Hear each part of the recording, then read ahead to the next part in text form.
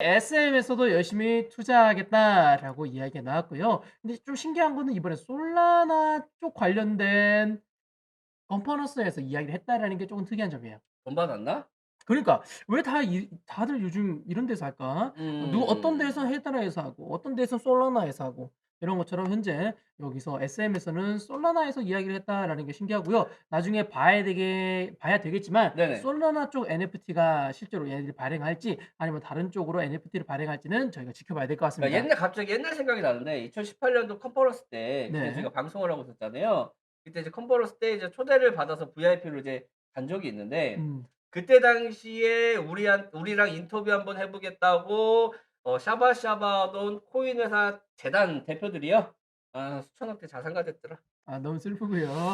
이렇게 될 줄 나도 나도 몰랐다. 몰랐지. 네. 자 그럼 다음 뉴스는 이제 국내 정책 이야기입니다.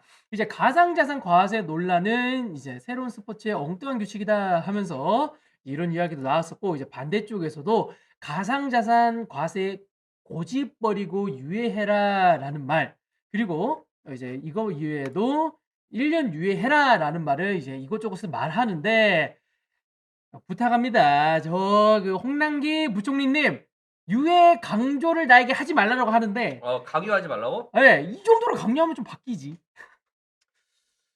야 아저씨 내가 머리 심어 준다니까 이거 해 주면. 네. 이분 이외에 다른 모든 분들이 "유해해라, 유해해라, 유해해라."라고 모두가 공격하는데 네네. 굳굳이 버티면서 안 날 거야." 하면서 버티고 계십니다. 아 근데 이분 입장에선 그럴 수밖에 없어요. 네네. 이러고 있다가 또 이제 뭐 항상 말 바꾸잖아요. 그렇죠. 뚝배기 맞아서 머리털 다 날아가고 어쩔 수 없이 또 유예해 주겠다. 뭐 음. 바꾸겠지 뭐. 뭐 네네. 주식도 많이 바뀌었잖아요.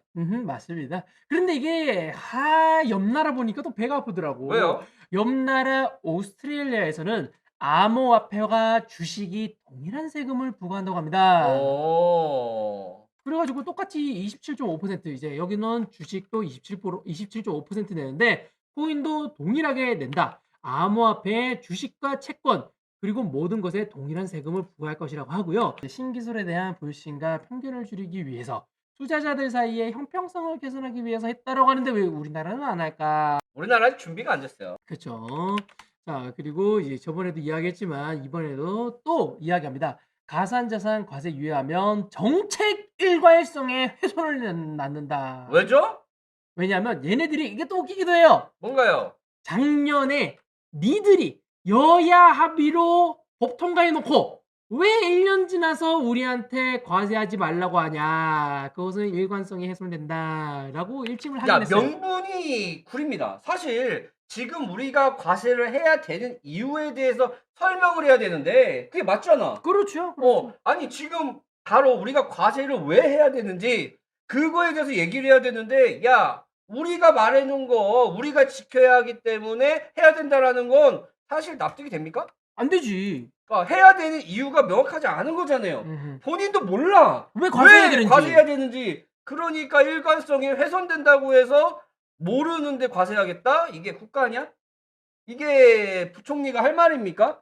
물론 일관성이 없는 건 맞지만 그럼 이 사람이 세금을 끝까지 밀고 나가겠다라면 세금을 왜 내야 되는지 우리가 어느 정도 준비가 됐는지 거래소가 지금 어떤 절차를 밟고 있고 어디까지 가능한지 규제와 가이드라인을 보여주면서 이 정도까지 준비가 됐다. 그리고 이러하기 때문에 과세를 해야 된다라고 말을 해줘야 우리 투자하는 사람이 납득이 가는 거 아닙니까? 그렇죠. 하지만 그런 부분에 대해서 전혀 준비되어 있지 않았기 때문에 이번에 원래 있었던 뉴스죠. 원래 있었던 뉴스인데 이제 또 몇 달 만에 또 떴습니다. 가상자산 조회에서 코인이 주고 막힌다고 이거 옛날에 있었던 거죠. 방금도 이야기했던 것처럼 트래블룰 관련돼 가지고 코인 전송 불가능하다 막 이런 이상한 루머들 떠돌고 있거든요. 네네. 변호사도 이제 해외에 있는 거래소와 코인을 못 보낸다라는 내용 그리고 개인 지갑에 있는 코인도 전송 못한다라는 내용까지 돌 정도로 아무것도 안 정해져 있습니다.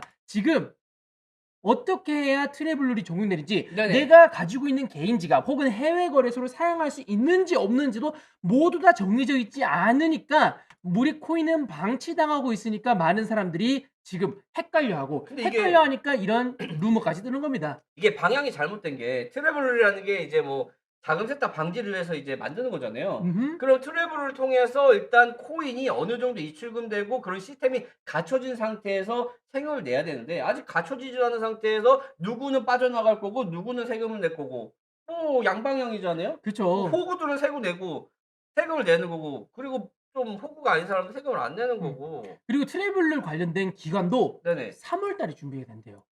이제 준비가 스타트잖아요. 예 준비가 되자마자 제대로 되겠어요? 안 되죠. 당연히 안 되는데 3월 달에 준비해 가지고 바로 적용한다라고 이야기하고요. 어제 이야기했었지만 우리 가상자산 사업자, 우리 거래소가 정식으로 인가된 곳은 업비트와 코빗 이 두 곳밖에 없죠. 아직까지 빗썸과 코이노는 거래소로 인정받지도 못했는데 과세한다고 하고요. 그리고 오늘 조금 이따가 다뤄드릴 건데 우리의 업비트에 있는 디카르고, 네네. 업비트의 디카르고 내용을 보면 업비트에서는 코인 프로젝트에 대해서 개별 공시를 안 하겠다. 프로젝트 측에서 적극적으로 이제 투자자들에게 주요 정보를 공시해야 한다라는 이런 내용들이 있는데요.